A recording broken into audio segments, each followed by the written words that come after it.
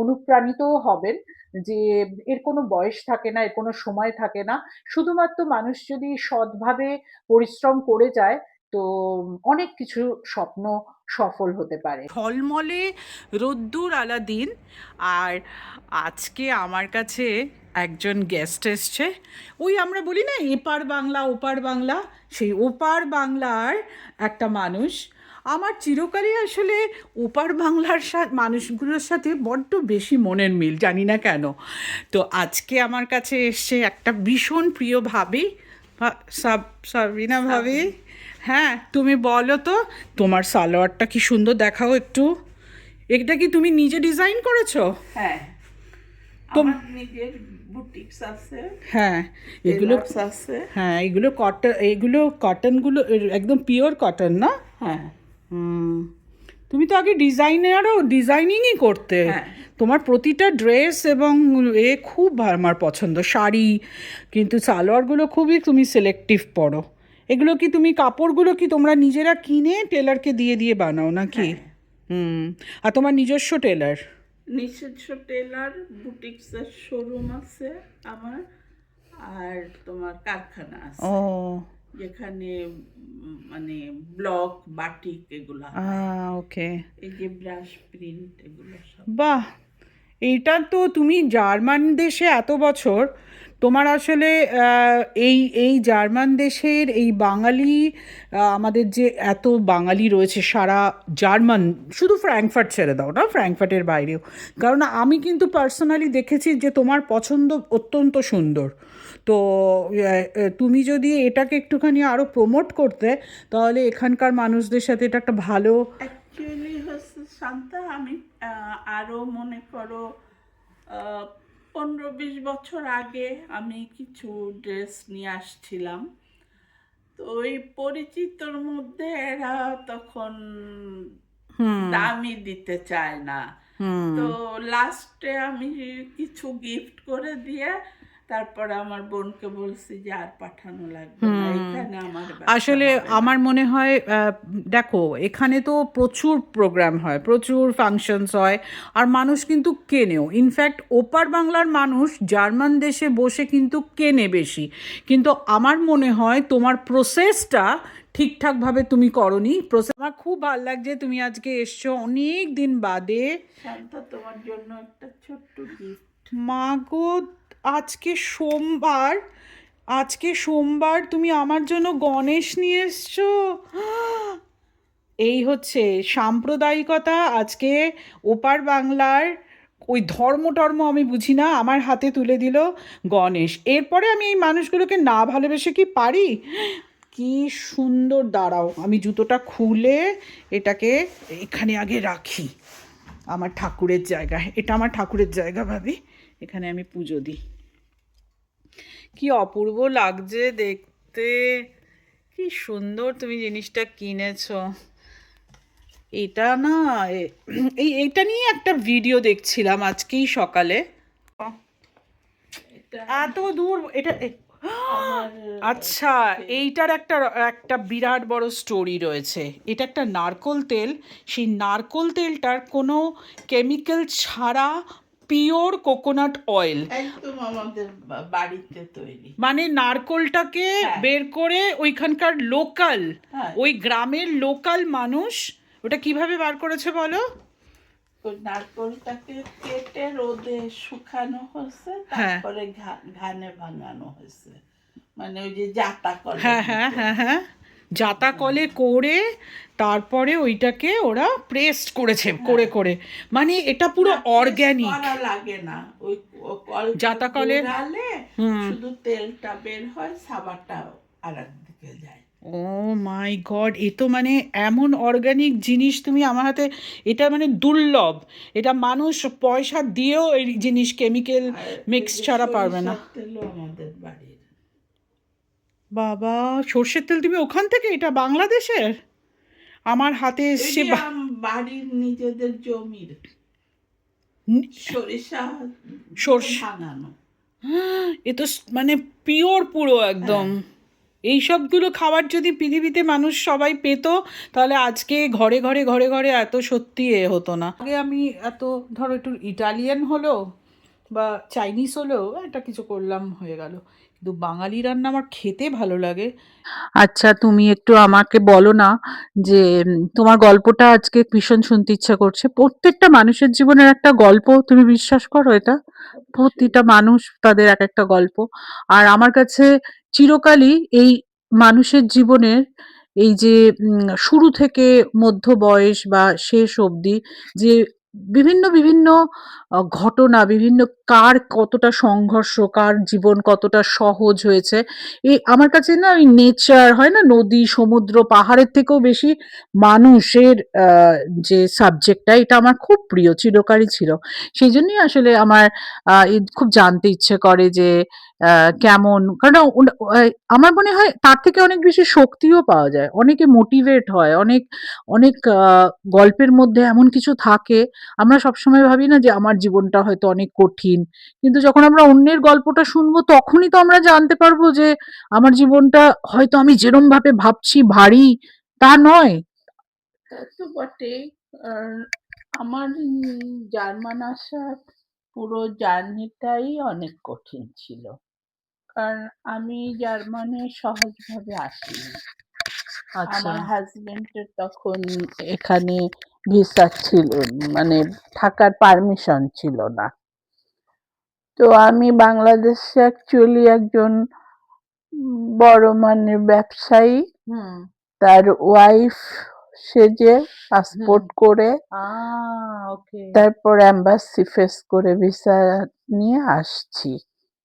এসে এখানে আমি অ্যাজেল নিছি। হুম। তো তখন আমার হাজবেন্ড এখানে থাকার পারমিশন পাইনি। তো আমি আসার পরে আমার হাজবেন্ড আসলে চাইছিল যে আমি স্কুলে যাই, হুম। ভাষাটা পুরোপুরি দক্ষ হই, হুম। তারপরে কাজকাম করব। কিন্তু আমি সেটা পারিনি, কারণ আমার এখানে তখন তো থাকার নিশ্চয়তা নাই। হুম। তো আমাকে যদি থাকতে না পারি, তাহলে এর ভিতরে আমাকে গুছায়ে দেশে কিছু করে গুছায় নিতে হবে। এট লিস্ট আমি যেন দেশে একটা বাড়িতে উঠতে পারি। হুম। তো এইজন্য আমি আসার ২ মাস পরেই কাজ শুরু করি।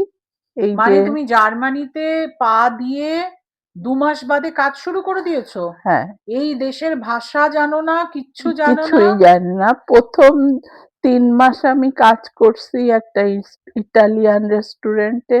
৩ মাসেরই পয়সা আমাকে দেয়নি। আমি তো ভাষা জানি না, কিছু জানি হ্যাঁ। না। আর তারপরে কাজটাও কি? তুমি তো আর এই নয় যে দেশে তো তখন আমরা যেরমভাবে আসি একটা ভালো কমফর্ট বাড়িতে অবশ্যই। হ্যাঁ, এই নয় যে আমাদের ওখানে কাজ হুম, করতে যেতে হয়েছে কোনো জায়গায়। আমরা তো আর দেশে কাজ করাটা অনেক সহজ। দেশে বাংলা একটা কোনো জায়গায় রেস্টুরেন্টে গিয়ে কাজ করা আলাদা ব্যাপার। আর একটা অন্য বিদেশে এসে, হ্যাঁ, বিদেশের মানুষ এদের সঙ্গে কাজ করা। তারপর যখন আমার মানে ৪ বছর হয়ে যায় জার্মানিতে, তখন আমার হাসব্যান্ডকে আ আমি বলি যে আমরা দুজনেই ফুল টাইম আ কাজে জয়েন করব এবং ফুল পেপারে। কারণ এখন আমি ৪ বছর হয়ে গেছে, আমার বাচ্চা গিমনাজিয়ামে গেছে।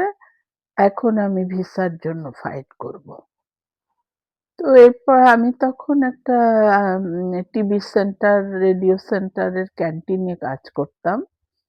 তো ক্যাশে কাজ করতাম। ওখান থেকে ২ জন সাংবাদিকের সাথে মহিলা আমার সাথে খুব ভালো বন্ধুত্ব হয়।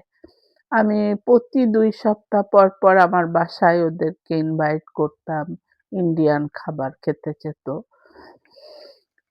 তো এভাবে তারপরে লাস্টে আমার ডুলডুং ভিসা দেয়। তখন ওরা অ্যাকচুয়ালি ওই বছরটা একটা তুর্কি ফ্যামিলি, তখন আমি যে শহরে থাকতাম তখন প্রচুর আফসিং করে তখন দেশে পাঠিয়ে দিত। পাঠায় দিচ্ছে। হুম। তো একটা তুর্কি ফ্যামিলি, ওর ২ টা বাচ্চা গিমনাজিয়ামে পড়ে আর একটা ছোট। রাত ৩:৩০টার সময় পুলিশ এসে ওই ফ্যামিলির থেকে বাবা-মা আর ওই ছোট ভাইটাকে ধরে ওরা ওই স্লিপিং ড্রেস পরা অবস্থায় ওদের প্লেনে উঠায় দিছে। শুধু ওই গিমনাজিয়ামে পড়ে ওই ২ টা বাচ্চাকে রাখছে। তো পরের দিন ওরা স্কুলে যেয়ে এটা সার্কুলার করছে, তখন ওই আমার শহরে এটা নিয়ে প্রচুর ডেমনস্ট্রেশন হচ্ছিল যে অমানবিক এগুলো। তো তখন আমার ওই সাংবাদিক ২ মহিলা আমাকে বলল যে, "এখন তোর অনেক ভালো একটা স্কোপ, এখন তোর ফাইট করতে হবে। যেহেতু হুম, হিউম্যানিটি নিয়ে আ হুম, তোলপাড় হচ্ছে।" হুম, তখন ওরা আমার ZDF থেকে এসে আমার বাসায় আসলো ZDF এর লোক। আমার একটা বক্তব্য নিল আমার সমস্যার উপরে। তারপরে ওই লোকাল পত্রিকায় একটা আর্টিকেল ছাপানো হলো, রেডিওতে করা হলো। তখন অলরেডি আমার ফাইলটা তখন মিনিস্ট্রিতে চলে গেছে। আচ্ছা। যেহেতু হিউম্যান নিয়ে অনেক হচ্ছে, তখন আমার ফাইলটা মিনিস্ট্রিতে হুম, ডেকে পাঠাইছে, নিয়ে গেছে। তখন আমি ভিসা আনতে গেলে আমার বাড়িওয়ালা সবসময় আমার সাথে যেত। যে যদি কোনো পুলিশের ঝামেলা হয় সে এটলিস্ট খবর দিতে পারবে। হুম, এইভাবে তখন উম মানে আমি প্রায় বাস স্টেশন, রেল স্টেশন, বায়নাথ মার্গ এখান থেকে প্রায় ৭,৫০০ সিগনেচার কালেকশন করলাম পাবলিকের। হুম, আমার ছেলের গিমনাজিয়াম থেকে ৩৫০ বাচ্চা ডেমনস্ট্রেশন করলো মিনিস্ট্রিতে। তারপরে আউসল্যান্ডের আমটে আমার যে বাড়িওয়ালা উনি নিজে একদিন গেল, যেয়ে বলল যে, "এই ফ্যামিলিটা আমার বাড়িতে থাকে এত বছর, সবসময় এরা নিজেরা কাজ করে চলে, ভদ্র বাচ্চারা। তো আমার সেও জার্মানি। বলছে, হুম, "আমার দেশে এই যে উম উম অ্যারাবিয়ান, মরক্কানিন বিভিন্ন দেশের লোক আসে। এদের ৫ টা ৬ টা বাচ্চা। এরা থাকার সুযোগ পেলে এরা পাবে না কেন?" হুম। এটা নিয়ে ওনার সাথেই হলে তারপরে মানে ওই সাপোর্টটা উনি হ্যাঁ, তোমাকে দিল যে হ্যাঁ, যে আমি কারণ এখানকার লোকাল মানুষের লোকাল জার্মানের কথার উপরে তো অনেক ভ্যালু থাকে না ও হ্যাঁ, যখন ওটা এ করলো। তখন ওই যে ইসের থেকে বলল, আমার বাড়িওয়ালা বলল কি যে, "আমি তোমাকে বলছি না যে ওদেরকে পাসপোর্ট দিয়ে দাও। হুম, এট লিস্ট তুমি ওর ওর ঘরে একটা লিস্ট দাও, যেটা ওর ভয়টা কেটে যায়। যে হুম, তোমরা করতে পারো এটা।" হুম। তখন ওরা বলল যে সেটাও কতটা না যে প্রতিটা মুহূর্তে একটা একটা ইনসিকিউরিটির মধ্যে থাকা যে যেকোনো মুহূর্তে তুমি আবার দেশে যে চলে যাচ্ছ মানে এখানে তুমি এসছিলে একটা সংসার এখানে সবকিছু হবে বলে তো এটাও একটা মানুষ হয়তো অনেক সময় এটা ফিল করতে পারে না যে কেমন লাগে একটা নতুন শহরে এসে যখন একটা মানুষ নিজের জীবনটাকে শুরু করার চেষ্টা করে সেখানে প্রতিটা দিন একটা প্যানিকের মধ্যে কাটানো কি হবে না হবে তো যাই হোক তুমি শেষ পর্যন্ত এইভাবে তোমার নিজের ভিসাটাকে করতে পেরেছিলে। নিজের হ্যাঁ, ভিসার জন্য নিজেই লড়ে তুমি আজকে জার্মান দেশে তুমি কত বছর রয়েছো? আমি ৯৬ সনে আসছি। ৯৬ সালে এসছো। মানে মোটামুটি তুমি ৩০ বলতে পারো ৩০ আ বছর তোমার এই জার্মান দেশে হয়ে হুম। গেছে। এই জার্মান আর এখানেই তোমার ২ টো ছেলে? না, বড় ছেলেটা আমি ৫ বছর নিয়ে আসছি। আচ্ছা। বড় ছেলে তোমার আর ছোট ছেলে তোমার এখানেই জন্মেছে। এই যে শুরু থেকে মধ্য বয়স বা শেষ অবধি যে বিভিন্ন ঘটনা, কার কতটা সংঘর্ষ, কার জীবন কতটা সহজ হয়েছে। আমার কাছে না ওই নেচার হয় না, নদী, সমুদ্র, পাহাড়ের থেকেও বেশি মানুষের যে সাবজেক্টটা, এটা আমার খুব প্রিয়, চিরকালই ছিল। সেইজন্যই আসলে আমার খুব জানতে ইচ্ছে করে যে কেমন, কারণ আমার মনে হয় তার থেকে অনেক বেশি শক্তিও পাওয়া যায়। তুমি সিদ্ধান্ত নিয়েছো তোমার একটা নিজস্ব বাড়ি কেনার। হ্যাঁ, সেইটার গল্পটা আমরা যখন সবকিছু হয়ে যাবে, আমরা সেই গল্পটা তখন ইনস শুনবো। এটা খুব প্রাউড অবশ্যই। মোমেন্ট। এটা সত্যি খুবই প্রাউড মোমেন্ট যে ভাবি এইখানে একটা বড় প্ল্যানিং করতে চলেছে এত বছর বাদে। যেটা আপনারা শুনলে সবাই খুব অনুপ্রাণিতও হবেন যে এর কোনো বয়স থাকে না, এর কোনো সময় থাকে না। শুধুমাত্র মানুষ যদি সৎভাবে পরিশ্রম করে যায়, তো অনেক কিছু স্বপ্ন সফল হতে পারে। আবার একটা গল্প নিয়ে আসবো খুব শিগগিরই। শান্তার সাথে থাকবেন।